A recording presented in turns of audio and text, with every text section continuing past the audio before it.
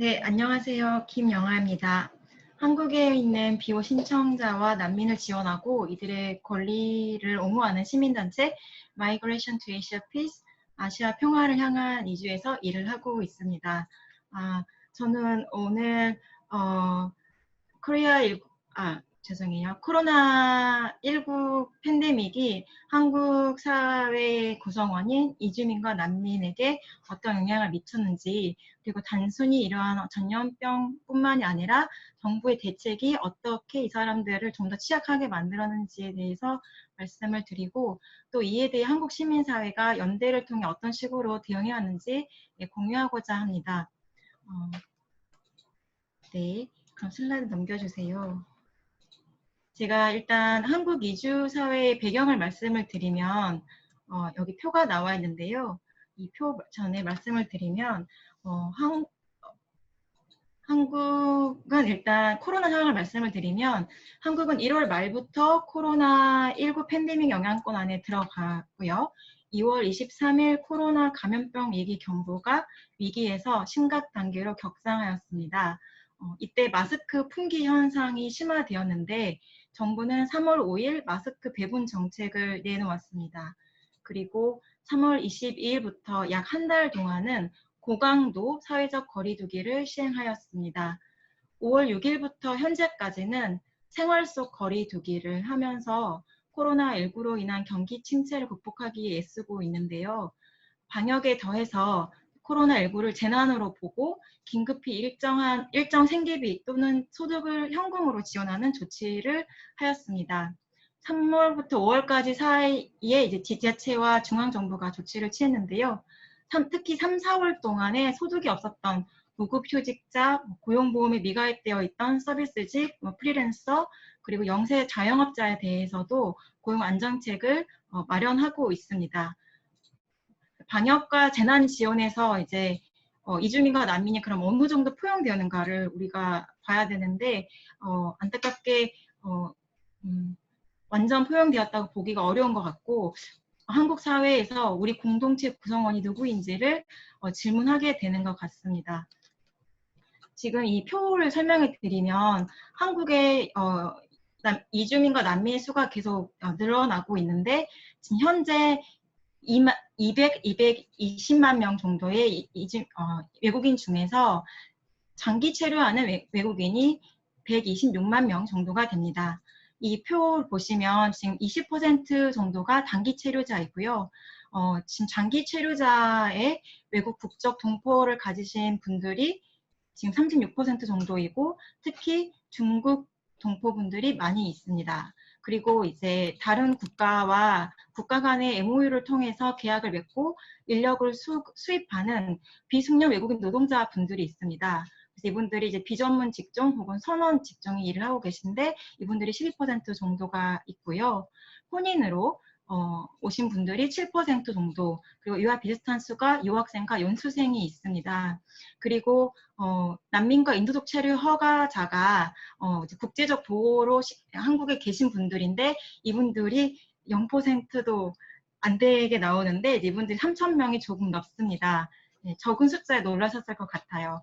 그리고 이제 나머지가 미등록 외국인인데요. 16%라고 나와 있고 숫자로 따지면 38만 명 정도가 됩니다. 앞서 레샤드 선생님께서 발표를 하실 때 미등록 외국인을 undocumented migrant를 불법 체류자라고 통역을 하셨는데요.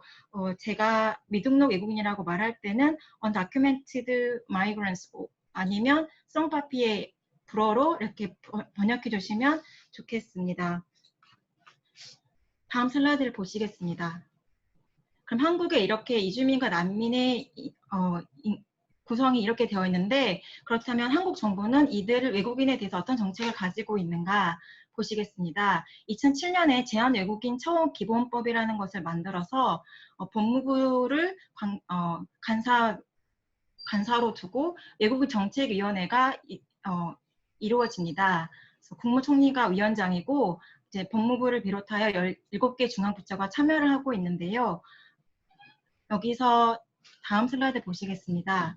특히 외국인 노동자 관련해서는 고용노동부가 관여를 하고 있고, 네, 이 영어로 슬라이드인데요. 네, 그리고 결혼 이주민, 특히 여성 결혼 이주민에 관련해서는 여성가족부가 관여를 하고 있습니다. 그리고 난민과 비호 신청자에 관련해서는 법무부가 심사와 사회통합을 담당하고 있습니다.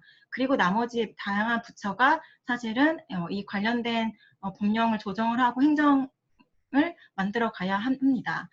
또 그리고 이제 이주민과 난민이 어느 특정 지역에 사는 게 아니라 전국에 흩어져 각각의 지자체, 지방에서 살기 때문에 지역에서의 행정이라든지 이주민의 정착에 관련해서는 행정안전부가 관여하고 있습니다. 다음 슬라이드 보시겠습니다. 이렇게 다양한 이주 배경을 가진 사람들이 한국에 살고 있고 각각의 부처가 자기가 맡고 있는 이주민, 이주 노동자, 결혼 이주민들을 대상으로 법령을 만들고 다양한 정책을 시행을 하고 있습니다. 난민 같은 경우 관심이 더 있으실 거라고 생각이 드는데 한국에서는 난민 인정 심사를 1994년부터 하였고 지금 그렇게 되면 26년간 난민 심사를 했고요. 심사 체계가 문제가 많이 있어서 2011년 난민법을 국내법으로 제정을 하였습니다. 네, 그래서 지금 올해 7월 1일이 되면 난민법 시행 7주년을 맞이하게 됩니다. 난민법 2014년 7월 1일부터 시행을 하였는데 그때부터 2019년까지 난민 인정률이 4% 미만입니다. 한국에서는 난민 인정자가 있고 인도적 체류지자라고 하여서 유럽에서는 보충적 보호지 (subsidiary protection을) 주는 지위가 있는데요. 이 분들을 다 합하면 약 11% 정도가 보호율이 올라갑니다.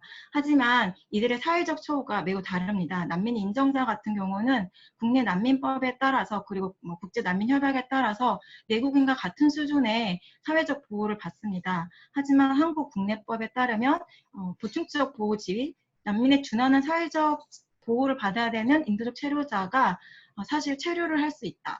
그리고 취업을 할 수 있다 정도만 이렇게 법이 갖추어져 있습니다. 그리고 실제로 인도적 난민 인정자의 거의 2배가 넘는 인도적 체류자가 있는데 이들이 노동을 할 때는 단순 노무만 할 수가 있고 출입국 사무소에서 허가를 받아야 합니다.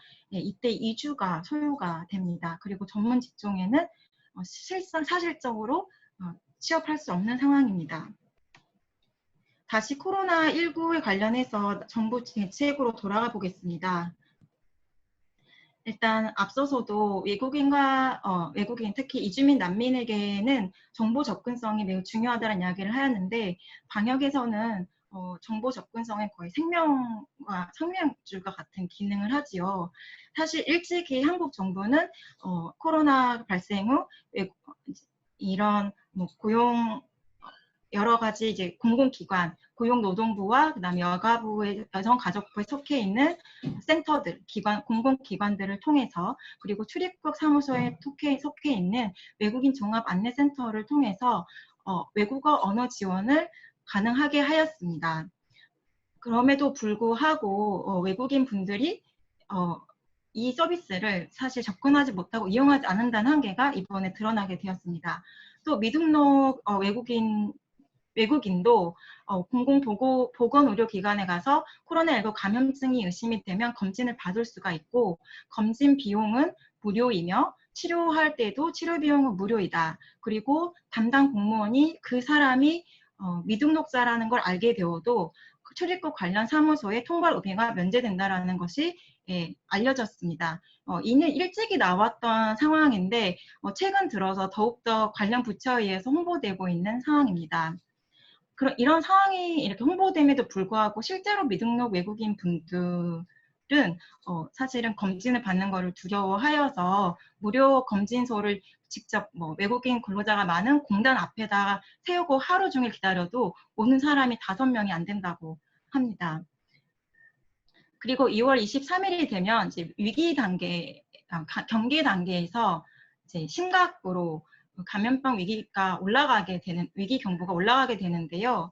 이거는 어떤 걸 의미를 하냐면 뭐 고강도 사회적 거리두기뿐만 아니라 다양한 다중 이용시설, 학교라든지 그다음에 뭐 요양시설 무료로 하는 외국인이 가는 무료 쉼터, 그다음에 선데이 클리닉, 이런 무료 보건시설, 이런 모든 시설들이 사실상 문을 닫는 것이 되고, 그리고 실제로 유치원도 다 문을 닫았고 3월 달에 한국에서는 학교 개강을 하는데 계약도 다 연기되게 됩니다. 그러면서 이제 실질적으로 우리 생활 모든 면에서 전반적으로 코로나19가 영향을 미치게 됩니다.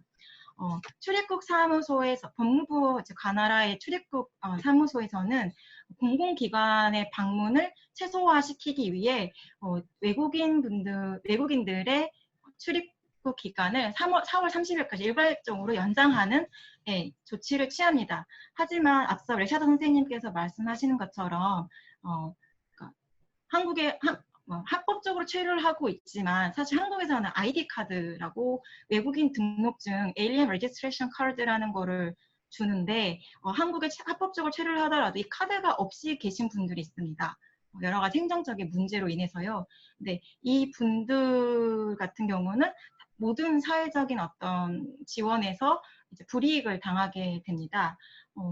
그래서 이분들 같은 경우는 이번에도 출입국 사무소에서 이 등록 기간을 연장한다고 일괄적으로 연장하니까 출입국 사무소에 올 수 없다라고 이렇게 홍보를 하니까 본인들도 여기에 포함된 줄 알고 안 갔다가 이제 체류 만료가 되어서 이제 아까 언다큐멘티드 불법 체류를 하는 것으로 생각이 되어서 바로 단속이 되는 경우가 생겼습니다. 이렇게 코로나19 초기에는 외국인 관련 부처도 되게 나서서 빠르게 이제 방역 조치를 취한 거를 보실 수가 있습니다. 하지만 이게 좀 더 이제 위기가 되고 자원이 부족해지면서 이제 난민과 이주민이 이 대책에서 빠지는 것을 보게 됩니다. 상징적인 사건이 3월 5일 정부가 발표한 공적 마스크 배분 제도입니다. 이 제도에 따르면은 이 제도에 따르면 외국인은 외국인 등록증과 국민건강보험 가입이 되어 있는 사람들만 마스크를 살 수 있게 됩니다. 공적 마스크를 하면은 이제 가격이 정부 정책에 따라 정해져 있어서 비싼 돈을 내지 않고 정해진 수만큼 살 수 있다는 것을 뜻하는데요. 이 외국인 등록증이 없는 외국 사람들과 미등록 외국인, 그리고 국민건강보험에 가입되어 있지 않은 수많은 외국인들이 이제 방역에서 빠지게 됩니다. 여기에선 특히 이제 유학생 같은 경우도 포함이 되어서 큰 문제가 되었습니다. 넘어가 보겠습니다.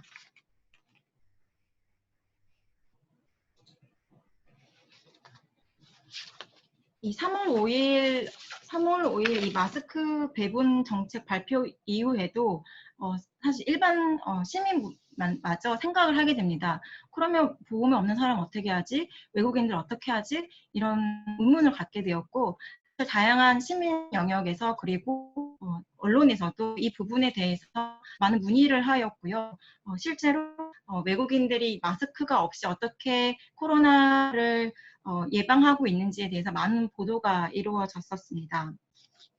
그 이유는 그거에 대해서 좀 더 나중에 자세히 이야기 드릴 수 있을 것 같고요.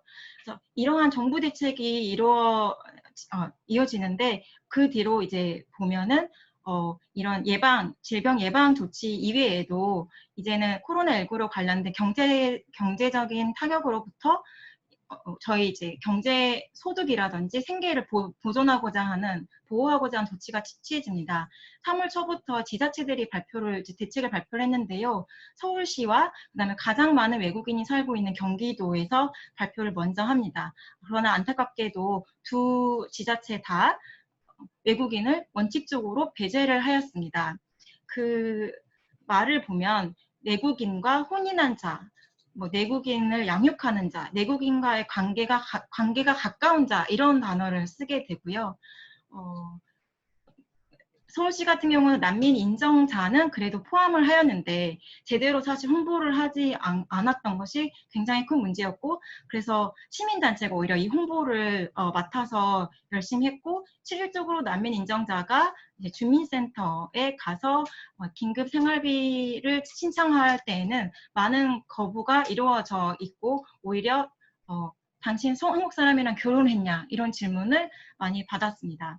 경기도 같은 경우는 소득 관계없이 전 도민 대상으로 재난 기본소득을 제공을 했는데요. 이때 영주권자와 결혼 이민자가 빠졌던 것들이 크게 비난을 받아서 추후에 포함시켰습니다. 그럼 중앙정부는 어떻게 했을까요? 중앙정부는 더 오랜 시간을 걸쳐 논의를 했고, 긴급재난지원금 범정부 TF를 구성하여서 원칙과 세부 기준을 발표하였습니다. 이때에도 마찬가지로 국민에 대한 지원을 원칙으로 하였고, 결혼 이주자는 내국인과 연관성이 높기 때문에 영주권자는 그리고 영주권자를 또 지원 대상에 포함한다라고 되어 있습니다. 놀랍게도 국내법에 따라서 내국인과 똑같은 사회적 보호를 받아야 하는 난민 인정자마저 이 긴급재난지원금 대상에서 빠졌습니다. 그리고 마지막으로 지금 고용 안정을 위해서 많은 대책이 나오고 있는데요. 자영업자 그리고 프리랜서 그다음에 서비스 직종에 있는 분들이 그리고 예술 직종 계신 분들이 많이 있습니다. 이분들에 대한 대책이 나오는데 여기서도 이주민, 난민, 외국인은 다 배제되어 있습니다. 다행히 이러한 안타까운 상황 속에서도 외국인이 많이 살고 있는 일부 지자체에서는 긴급생활지원비 대상에 외국인을 포함을 시켰습니다. 그래서 중앙정부에서 주는 돈이 아니라 지자체가 가지고 있는 예산 내에서 그거를 쪼개서 내국인, 외국인 차별 없이 지급을 하는 시가 3군데 정도 있었습니다. 넘어가 보겠습니다. 이러한 상황에서 한국 시민사회는 3가지의 트랙으로 대응을 하였습니다. 첫 번째는 일단 정부가 하지 못하는 것, 정보 접근성을 높이는 것, 그리고 이제 특히 초기에 중국 배경을 가진 이주민에 대해서 혐오를 조장하는 언론 보도가 많이 있었습니다. 실질적으로 생활의 영역에서도 심지어 중국 동포 자녀까지도 이제 코로나라고 이름 대신에 코로나라고 놀림을 받는 그런 혐오도 이루어 있었습니다. 이런 것들에 대해서 모니터링을 하고요. 두 번째 트랙에서는 마스크나 소독제, 손 소독제 같은 방역 용품, 그리고 이제 생필품 같은 구호 물자를 시민 단체들이 모으고 그거를 같이 나눠서 지원을 하였습니다. 그리고 코로나 위기에서 이제 이주민도 긴급 생계 지원을 받아야 된다라고 이야기를 하면서 동시에 아주 가장 힘든 시기에 긴급한 것이기 때문에 빨리 지원이 이루어져야 되잖아요. 위기이기 때문에. 그래서 민간 사회 영역에서 자원을 마련을 하여서 전국에 있는 시민단체가 이거를 나눠서 썼습니다. 그래서 2차에 걸쳐서 이거를 하였습니다. 그리고 이걸 하기 위해서 시민단체들도 이주 노동자를 지원하는 단체, 결혼 이주 여성을 지원하는 단체, 그리고 난민을 지원하는 단체, 이런 식으로 다 사실 구분이 되어 있습니다. 쪼개져 있습니다. 네. 그러나 이러한 위기 때에는 같이 이런 영역 간, 이주 영역 간의 연대가 이루어져서 전국적으로 자원과 정보를 나누어 쓰는 저희가 대응을 하였습니다. 마지막으로 각각 지자체에서 그리고 또 정부와 방역 이외에도 이러한 방역 이외의 추후 경제적인 지원, 사회적인 안전망을 지원하는 것에 대해서 이제 협력하기 위해 또 비판하기 위해 노력을 많이 하였는데요. 완전히 대놓고 국민을 강조하고 이주민 난민을 배제했기 때문에 시민단체가 적극적으로 대응하고 있습니다. 그 방식으로는 기자회견, 공동성명, 서한, 청와대 서한을 전달한다거나 그다음에 지자체 시청에 서한을 전달한다든가 아니면 국가인권위에 이주민이 혹은 한국 시민 직접 이 문제에 대해서 진정을 하는 것입니다. 페이지 넘겨보겠습니다. 네, 사진이 쭉쭉 나옵니다. 페이지를 쭉 넘겨주시면 됩니다. 자, 지금부터 보시는 슬라이드들은 시민단체들이 다 취한 조치입니다. 방역 정보에 번역해서 다국어로 번역해서 전달을 하고 그리고 물자를 같이 전달을 하는 모습입니다. 이주민과 난민들이 코로나로 인해서 받은 영향을 대대적으로 저희가 사회에 알릴 수 있는 기회가 있었는데요. 그게 바로 3월 22일 세계 인종차별 철폐의 날을 앞두고 저희가 증언대회를 가졌습니다. No to Corona Racism이라고 제목을 달고 이주 노동자, 이주 여성, 그다음에 중국 동포, 난민 신청자 이 모든 분야의 시민단체들이 와서 증언을 하였습니다. 이때 혐오와 차별을 중단하는 것을 촉구를 하였고, 그다음에 정보 접근성을 높여라, 그리고 마스크 보급 대책을 마련을 하여라. 그리고 이미 이때가 3월 20일인데 이미 2월 말부터 이주 노동자와 난민, 그리고 난민 신청자, 그리고 미등록자 같은 경우는 한국에서 노동시장 안에서 가장 피라미드에서 밑바닥을 차지하고 있기 때문에 공장들이 폐업을 하거나 일을 줄이면 가장 먼저 정리되었고 한부모 가정 같은 경우도 돌봄이라는 것들이 올해 위기 전에 평시에 돌봄 관련돼서 서비스가 제대로 제공되지 않았기 때문에 한부모 가정들이 다 집에서 돌보느라고 경제 활동을 할 수가 없어서 취약한 사람들이 가장 먼저 쓰러지기 시작했다라는 증언이 이루어졌습니다. 그래서 시민단체들이 이제 지자체 앞에서 1인 시위를 하기도 하고 국가인권에 대해서 진정을 하는데 특히 서울시와 경기도가 코로나19 재난지원금에서 이주민을 전체 배제한 것을 진정을 하였습니다. 결과가 나왔는데요. 청와대에 서한을 전하고 그리고 그 후로도 계속 지금 연대체들은 공동 대응을 하고 있습니다. 그래서 이렇게 국가인권위에 진정을 할 때 한국 시민사회에서 이 코로나 위기 속에서 이주민과 난민이 소외되고 배제되는 것을 막기 위해서 인용한 인권 레짐입니다. 그리고 한국 국내법도 이 다음 슬라이드에 있습니다. 그리고 국내법에서 헌법상의 기본권인 인간으로서 존엄할 권리, 평등권, 인간다운 생활을 할 권리, 그리고 국가인권위원법에서 평등권 침해의 차별행위, 그리고 다양한 지방자치단체에서 외국인 주민의 지위를 다루고 있는 조례를 저희가 인용을 하였습니다. 국가인권위원회에서는 헌법의 평등권과 국가인권위원회법의 평등권 침해의 차별행위라고 평등권 침해와 평등권 침해라고 이렇게 평등권 침해라고 보고 경기도와 서울시에게 조치를 취할 것을 공고하였습니다. 마지막 슬라이드 보겠습니다. 그래서 이렇게 보면 재난이 보편이었던 것처럼 이런 재난 상황에서 기본적인 기본권도 아마 보편적이어야 할 것인데 이제 이주민과 난민은 그러지 못했다라는 것을 저희가 알 수 있었고 이미 구조적으로 원래 차별을 받고 있었기 때문에 이런 위기가 오면 그 취약성이 더 심해지더라라는 걸 알 수가 있었습니다. 시민단체들이 이제 연대를 통해서 이런 위기를 막아보려고 직접적인 지원을 통해서 위기를 막아보려고 하지만 결국 정부에서 긴급재난지원금이라던가 고용안전지원책에서 이주민 난민을 다 제외를 시키니까 이들이 사실 들고 나온 이야기가 세금을 한국에서 경제생활을 하고 세금을 다 내고 보험료까지도 다 내는데 방역에서는 열심히 참여하라고 했으나 결국 안정적인 대책에 이런 장기적인 대책에서는 우리를 배제시키는 것에 대해서 굉장한 실망을 하였고 직접적으로 당사자들이 나와서 목소리를 내기 시작하였습니다.